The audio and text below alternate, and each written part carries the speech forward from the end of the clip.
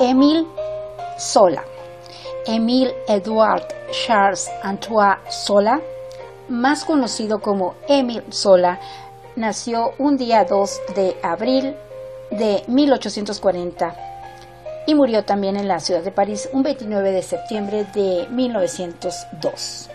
Fue un escritor francés considerado el padre y el mayor representante del naturalismo. El naturalismo es un estilo artístico, sobre todo literario, emparentado con el realismo, basado en reproducir la realidad con una objetividad documental en todos sus aspectos, tanto en los más sublimes como los más vulgares, desagradables o sórdidos. Émile Édouard Charles Antoine Zola tuvo un éxito muy relevante en la revisión del proceso de Alfred Dreyfus, que le costó el exilio de su país. Alfred Dreyfus fue un militar francés conocido por el caso de su mismo nombre. La trayectoria de Émile Zola. Émile Zola nació en París, como ya dijimos anteriormente, fue hijo de François Zola, un ingeniero veneciano naturalizado, y de la francesa Émilie Aubert. Su familia se trasladó a Aix-en-Provence y tuvo grandes y graves problemas económicos tras la muerte temprana del padre. Tuvo como compañero de colegio a Paul Cézanne.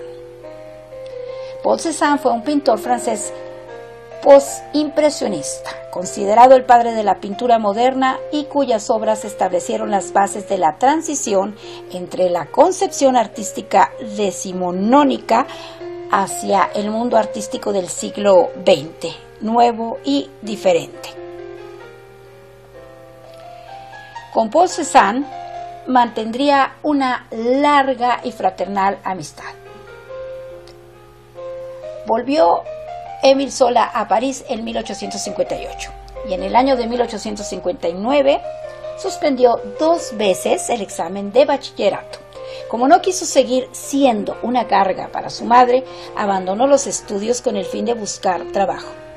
En el año de 1862, Émile Zola entró a trabajar en la librería Hachette,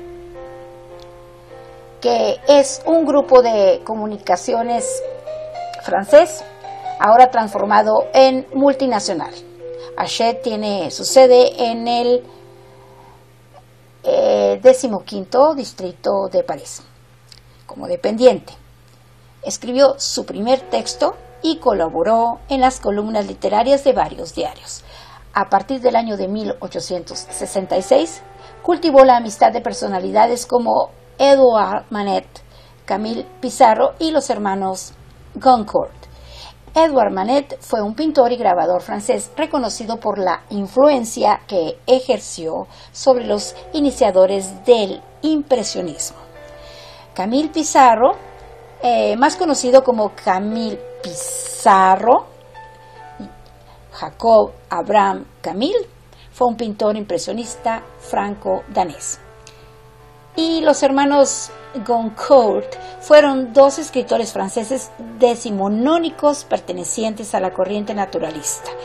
Edmond y Jules de Goncourt colaboraron de manera conjunta como autores, por lo que la mayor parte de su obra se ha publicado reunida. En el año de 1868, Émile Zola concibió el proyecto de Les Rougon-Macquart.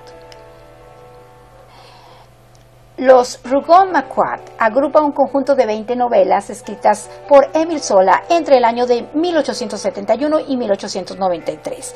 Lleva como subtítulo Historia natural y social de una familia bajo el Segundo Imperio. Este conjunto de novelas marcan el triunfo del movimiento literario llamado naturalismo. Les Rougon-Macquart, que empezó en el año de 1871 y concluyó en el año de 1893,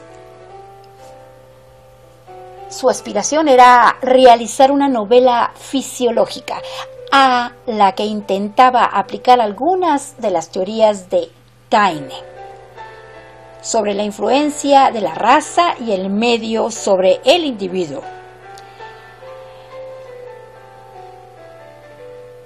Hipólito Adolphe Taine fue un filósofo, crítico e historiador francés que es considerado uno de los principales teóricos del naturalismo.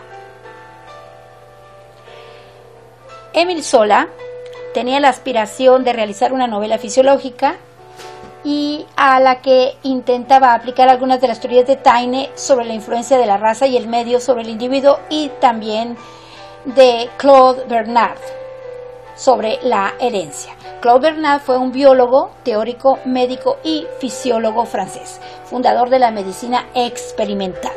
Entre sus aportaciones a la medicina destaca su estudio del síndrome de Claude Bernard-Horner. Fue elegido para la Academia Francesa en el año de 1868 y galardonado. Quiero explicar cómo una familia, un pequeño grupo de seres humanos, se comporta en una sociedad, desarrollándose para dar lugar al nacimiento a 10 o 20 individuos que parecen a primera vista profundamente diferentes, pero que el análisis muestra íntimamente ligados los unos a los otros, dirá Zola en el prefacio de la primera novela de la saga, que sigue, aunque solo en parte, el modelo de Honoré de Balzac en la comedia humana. Honoré de Balzac fue un novelista francés representante de la llamada novela realista del siglo XIX. El subtítulo de la serie reza Historia natural y social de una familia bajo el Segundo Imperio. El Segundo Imperio francés es un término historiográfico usado para designar un periodo de la historia de Francia comprendido entre 1852 y 1870. El nombre oficial del régimen fue, sin embargo, Imperio francés. El término segundo se usa para diferenciarlo del primer imperio francés establecido. La obra consta de 20 novelas y se inicia con La fortuna de los Rougon en el año de 1871. La fortuna de los Rougon, escrita en 1871, es la primera novela de la serie Les Rougon-Macquart de Émile Zola. Un retrato social que, siguiendo el esquema del naturalismo, tiene altas dosis de violencia y dramatismo y resultó a veces demasiado explícito en sus descripciones para el gusto de la época. Las novelas, sin embargo, fueron elaboradas con imaginación, pese a los datos que había buscado previamente. Émile Zola se casó en el año de 1870 con Alexandrine Melaye. A partir de 1873 se relacionó con Gustave Flaubert y Alphonse Daudet. Gustave Flaubert fue un escritor también francés considerado uno de los mejores novelistas occidentales. Es conocido principalmente por su novela Madame Bovary, además de por su escrupulosa devoción a su arte y su estilo, cuyo mejor ejemplo fue su interminable búsqueda de le mot juste.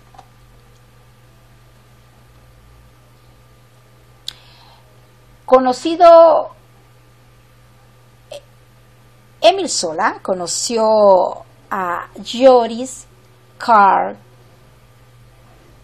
Huysmans. Charles-Marie Georges Huysmans, más conocido como Joris Karl Huysmans, fue un escritor también francés. Los trabajos de Huysmans expresan un disgusto por la vida moderna y un profundo pesimismo, especialmente su obra más conocida, A Contrapelo.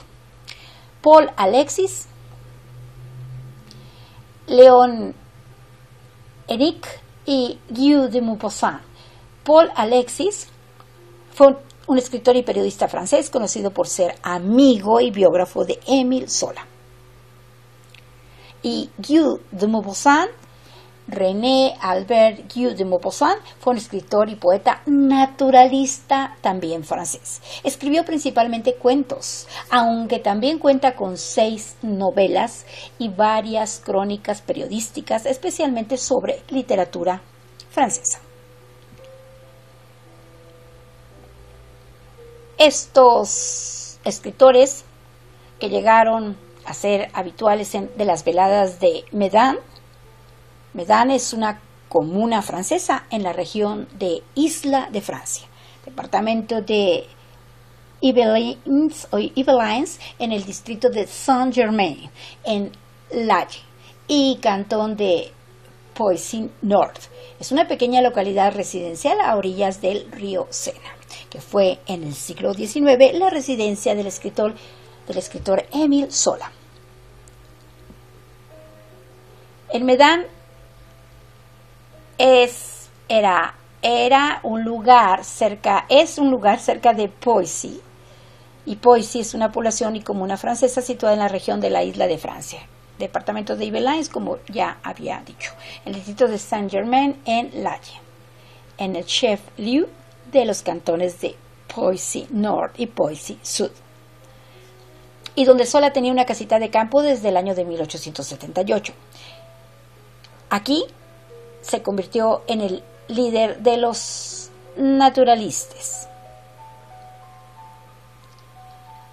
Un volumen colectivo nacido de esas veladas apareció 2 años después. En el año de 1886, Émile Zola y Paul Cézanne, el pintor, se distanciaron, cosa que se ha atribuido, aunque con poco fundamento, a los paralelismos existentes entre Paul Cézanne, el amigo y pintor, con el personaje. De Claude Lantier, pintor fracasado de la obra de Zola, la diferencia fundamental radica en que solo algunos rasgos de la personalidad, por ejemplo, hábitos, valoraciones y forma de trabajar del personaje, fueron inspirados sobre la base de las notas que tomó Zola de la vida de su amigo. Sin embargo, la obra plástica ficticia de Claude Lantier está inspirada en una interpretación del mismo Zola de un conjunto de pintores que conocía bien, incluyendo Manet. Le Déjeuner sur l'herbe, que es un cuadro al óleo de 208 centímetros de altura y 264.5 de largo, pintado por Edouard Manet en el año de 1863, y se exhibe en el Museo de Orsay de París. Como aficionado al arte contemporáneo que era, Émile Zola planteó un análisis convencional sobre dicha obra de Edouard Manet, atribuyéndosela a un personaje con ideas artísticas, un carácter, expectativas y costumbres completamente opuestos a los de Paul Cézanne, además de dotarlo de una historia trágica y dramática. Contrariamente a lo que se creyó en su momento, no correspondían con la vida de Paul, pero sí bien todo el conjunto de circunstancias descritas en la novela evocaban elementos muy diferentes a los que en realidad le correspondían. Estos eran en parte significativos para la vida y obra de Paul Cézanne. Émile Zola criticó habitualmente los criterios utilizados en las exposiciones de arte oficiales del siglo XIX, en las que se rechazaba de forma continuada las nuevas obras impresionistas. Por otro lado, la publicación de La Tierra levantó polémica. El Manifiesto de los Cinco marcó la crítica de escritores naturalistas y jóvenes. Émile Zola se hace amante de Jean Rousserot en 1888, con la que tendrá 2 hijos. En el año de 1890 se rechazó su entrada en la Academia Francesa. La Academia Francesa es una institución encargada de regular y perfeccionar el idioma francés. Fue fundada en el año de 1635 por el cardenal Richelieu durante el reinado de Luis XIII o Luis XIII, lo que la hace una de las instituciones más antiguas de Francia. El fin fundamental con la que se creó la Academia Francesa fue el de normalizar la lengua francesa. En el año de 1894, la Santa Sede decretó la inclusión de toda su obra en el índice de libros prohibidos de la Iglesia Católica.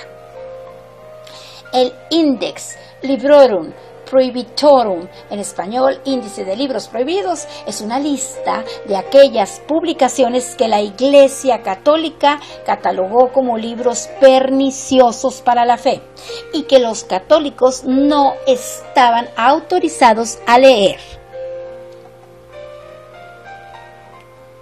El caso Dreyfus. Desde el año de 1897, Émile Zola se implicó en el caso Dreyfus, que era un militar francés de origen judío culpado falsamente por espía.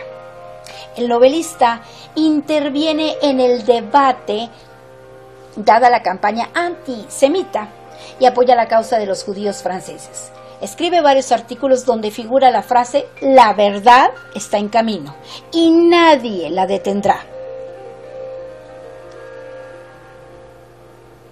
que fue escrita en diciembre de 1897. Finalmente publicó en el diario L'Aurore su famoso Je accuse, carta al presidente de la República. En 1898, con 300.000 ejemplares, lo que hizo que el proceso de revisión tuviera un brusco giro, pues el verdadero traidor, el que espió, fue el comandante Walsin Esterhazy. Walsin Esterhazy, cuyo nombre completo era Marie Charles Ferdinand Walsin Esterhazy, que nació en 1847 y murió en 1923, fue un militar francés de origen húngaro involucrado en el caso Dreyfus como uno de sus más importantes actores. Fue el responsable de las actividades de espionaje a favor de Alemania, por las que se acusó injustamente al oficial Alfred Dreyfus.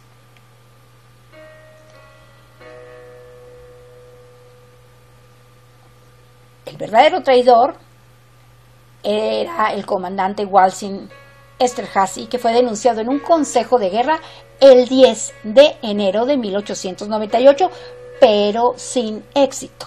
La versión íntegra en español del alegato en favor del capitán Alfred Dreyfus, dirigido por Émile Zola, mediante esa carta abierta al presidente francés Félix Faure,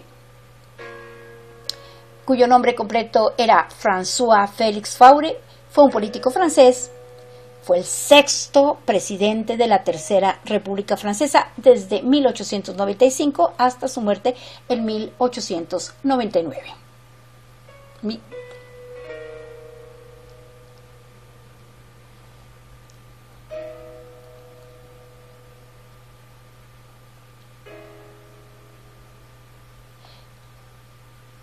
Aquí está equivocada la fecha.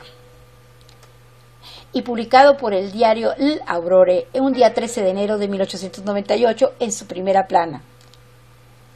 El texto es el siguiente: yo acuso al teniente coronel Paty de Clam como laborante, quiero suponer inconsciente del error judicial y por haber defendido su obra nefasta 3 años después con maquinaciones descabelladas y culpables. Acusó al general Mercier por haberse hecho cómplice, al menos por debilidad, de una de las mayores iniquidades del siglo. Acuso al general Bigot de haber tenido en sus manos las pruebas de la inocencia de Dreyfus y no haberlas utilizado, haciéndose por lo tanto culpable del crimen de esa humanidad y de esa justicia, con un fin político y para salvar el Estado Mayor comprometido. Acusó al general Defre y al general Gonse por haberse hecho cómplices del mismo crimen, el uno por fanatismo clerical y el otro por espíritu de cuerpo, que hace de las oficinas de guerra un arca santa inatacable. Acuso al general Pejux y al comandante Ravari por haber hecho una información infame, una información parcialmente monstruosa en la cual el segundo ha labrado el imperecedero monumento de su torpe audacia. Acuso a los 3 peritos calígrafos, los señores Belham, Barinard y Coward, por sus informes engañadores y fraudulentos, a menos que un examen facultativo los declare víctimas de una ceguera de los ojos y del juicio. Acuso a las oficinas de guerra por haber hecho en la prensa, particularmente en L'Éclair y en El Echo de París, una campaña abominable para cubrir su falta, extraviando a la opinión pública. Y por último, acuso al primer Consejo de Guerra por haber condenado a un acusado, fundándose en un documento secreto, y al segundo Consejo de Guerra por haber cubierto esta ilegalidad, cometiendo el crimen jurídico de absolver conscientemente a un culpable. No ignoro que, al formular estas acusaciones, arrojo sobre mí los artículos 30 y 31 de la Ley de Prensa del 29 de julio de 1881, que se refieren a los delitos de difamación, y voluntariamente me pongo a disposición de los tribunales. En cuanto a las personas a quienes acuso, debo decir que ni las conozco, ni las he visto nunca, ni siendo particularmente por ellas rencor ni odio. Las considero como entidades, como espíritus de maleficencia social, y el acto que realizo aquí no es más que un medio revolucionario de activar la explosión de la verdad y de la justicia. Solo un sentimiento me mueve, solo deseo que la luz se haga, y lo imploro en nombre de la humanidad, que ha sufrido tanto y que tiene derecho a ser feliz. Mi ardiente protesta no es más que un grito de mi alma, que se atrevan a llevarme a los tribunales y que me juzguen públicamente. Así lo espero. Émile Zola, París, 13 de enero de 1898. Era la primera síntesis del proceso y se leyó en todo el mundo. La reacción del gobierno fue inmediata. Un agitado proceso por difamación con gran violencia, centenares de testigos, incoherencias y ocultaciones por parte de la acusación.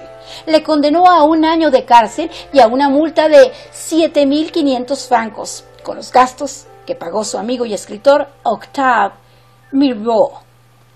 Octave Mirbeau fue un escritor francés, periodista, crítico de arte, autor de novelas, obras teatrales y de cuentos. Agobiado por la agitación que causó su proceso, Émile Zola se exilió en Londres, donde vivió en secreto. A su regreso publicó en La Vérité en Marche sus artículos sobre el caso. Solo en junio de 1899, con la prosecución del proceso, puede regresar a su país, pero Alfred Dreyfus es condenado con atenuantes. Y Émile Zola le escribe nada más llegar. Zola adquiere una gran dimensión social y política, pero tiene grandes problemas económicos. La justicia le embarga bienes y es puesto en la picota por medios muy influyentes. Los últimos libros de Émile Zola. Escribió finalmente 2 ciclos de novelas más, pese a su salud. La primera fue la gruesa serie de Las 3 ciudades, que es una trilogía compuesta por Lourdes, escrita en 1894, Roma, 1896, y por último París, en 1898. La segunda fue la tetralogía que denominó Los 4 Evangelios, formada por Fecundidad, escrita en 1899, Trabajo en 1901, Verdad en 1903 y la inconclusa llamada Justicia. En un artículo largo y famoso, un escritor tan distinto llamado Henry James, que llegó a conocerle, señaló el carácter mecánico y poco enérgico de esas últimas obras, pero hacía el siguiente balance global. Nuestro autor era verdaderamente grande para tratar asuntos que le eran apropiados. Si los otros, los asuntos de orden personal o íntimo, más o menos inevitablemente lo hacían traicionarse, le cabe no obstante el gran honor de que cuanto más promiscuo y colectivo podía ser, aún cuanto más podía ilustrar nuestra gran porción natural de salud, sinceridad y grosería, por repetir mi impugnación, más podía impresionarnos como penetrante y verídico. No fue un honor fácil de alcanzar, ni es probable que su nombre lo pierda en poco tiempo. Henry James fue un escritor y crítico literario estadounidense nacionalizado británico, reconocido como una figura clave en la transición del realismo al modernismo anglosajón, cuyas novelas y relatos están basados en la técnica del punto de vista que permite el análisis psicológico. La muerte de Émile Zola. Zola no pudo acabar ese ciclo de Les Quatre Évangiles, pues el 29, o los 4 evangelios, ¿verdad? Pues el día 29 de septiembre de 1902 murió en su casa, supuestamente asfixiado, pero más probablemente asesinado por alguien que tapó la chimenea de una estufa. Ya uno de los abogados de Dreyfus, Fernand Laborie, había padecido un intento de asesinato. Émile Zola y su mujer, después de cenar y charlar sobre la última edición de los 3 primeros tomos de Les Quatre Évangiles, se acostaron. De madrugada, su esposa se encontró enferma. Fue al cuarto de baño y al regresar encontró a su esposo, a Émile Zola, despierto y también mal. Cuando éste se levantó, cayó al suelo y su mujer trató de llamar al servicio, pero se desvaneció sobre la cama. El entierro de Émile Zola se celebró el domingo 5 de octubre con asistencia de un gentío inmenso. El Nobel de Literatura Anatole France proclamó un discurso que terminaba así: no le compadezcamos por haber padecido. Envidiémosle, erigido sobre el cúmulo de ultrajes que la estupidez, la ignorancia y la maldad hayan jamás provocado. Su gloria alcanza una altura inaccesible. Envidiémosle, su destino y su corazón le concedieron la mayor recompensa. Ha sido un momento de la conciencia humana. Anatole France, cuyo nombre completo era Anatole François Thibault, conocido como Anatole France, fue un escritor francés y en 1921 le fue concedido el Premio Nobel de Literatura. Émile Zola estuvo 6 años enterrado en el cementerio de Montmartre en París. El cementerio de Montmartre o Montmartre es un famoso cementerio localizado en el número 20 de Avenue Rachel, en el 18º distrito de París, Francia. Pero sus cenizas fueron trasladadas al Panteón el 4 de junio de 1908, máximo honor en Francia. Se rehabilitó tardíamente a Alfred Dreyfus en el año de 1906.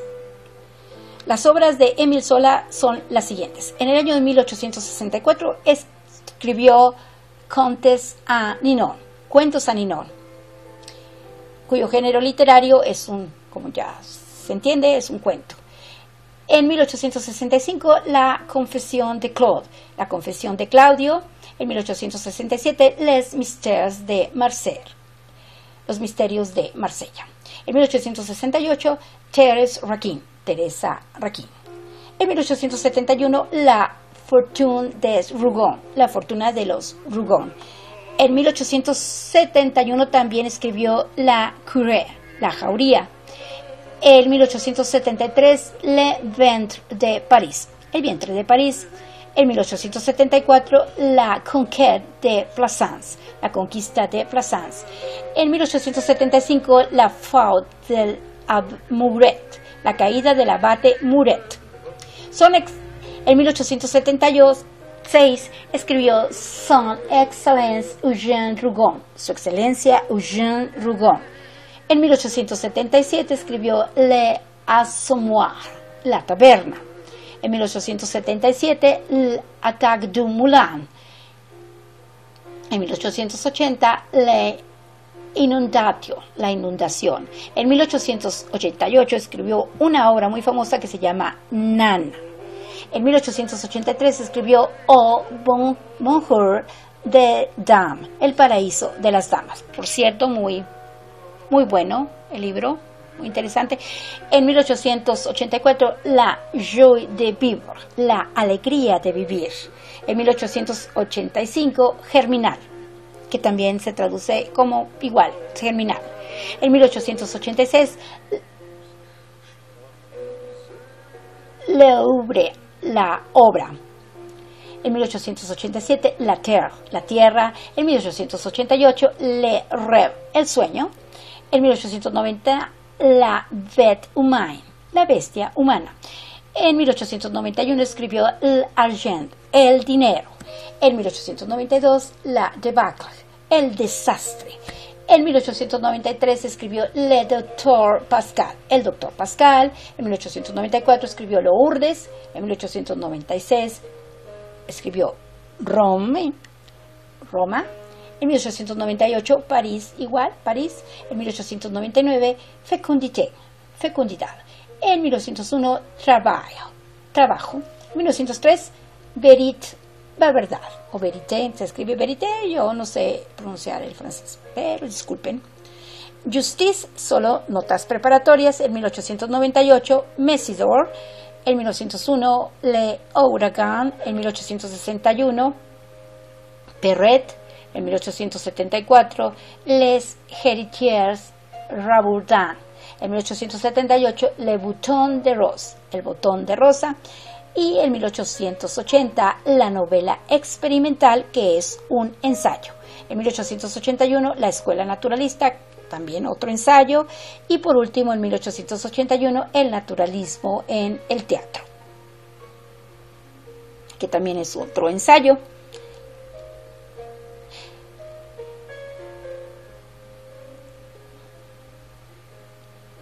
Aquí les he hablado un poco sobre la vida de este escritor famoso que se llamaba Émile Zola.